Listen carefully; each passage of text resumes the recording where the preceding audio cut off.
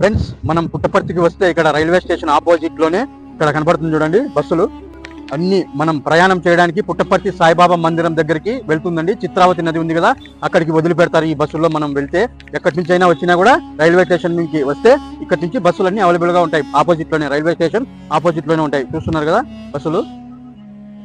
Railway station లోనే food కూడా arrangement అయితే చేశారు. అక్కడే భోంచేసుకొని రైలు దిగగానే భోంచేసుకొని ఇక్కడికి బస్సులు అయితే కూడా రైల్వే స్టేషన్ లోపలికే వచ్చేస్తాయి. మరి రైల్వే స్టేషన్కి వెళ్ళిపోదాం రండి.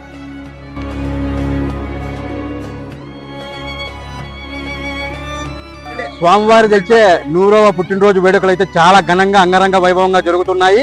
ఎంతో మంది దేశ విదేశాల నుంచి భక్తాదులు వస్తున్నారు.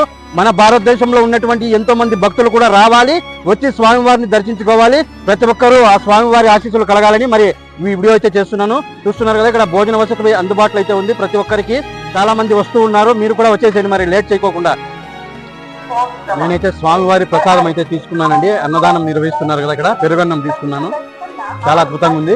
మరి మీరు కూడా ఇక్కడికి వస్తే ఈ ఉచిత భోజనం అయితే భోంచేసుకొని ఇక్కడే బస్సులు అయితే ఇక్కడే ఉంటాయండి. బస్ స్టాప్ అయితే ఇక్కడే ఉంది చూడండి.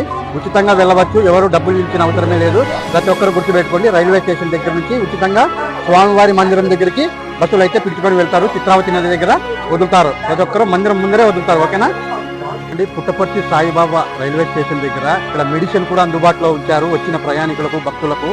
ఇక్కడ మెడిసిన్ కూడా తీసుకోవచ్చు. ఇక్కడ భోజన వసతి కూడా ఉంది. భోజనం చేసుకున్న తర్వాత ఇక్కడ మెడికల్ చెకప్ అయితే ఉండదు, మరి ఓన్లీ మెడిసిన్ మాత్రం ఇస్తారు. ఏ జబ్బులకు ఏమేమి మెడిసిన్ కావాలో ప్రతి ఒక్కటి ఇక్కడ ఉంటుంది చూడండి. చూస్తున్నారు కదా.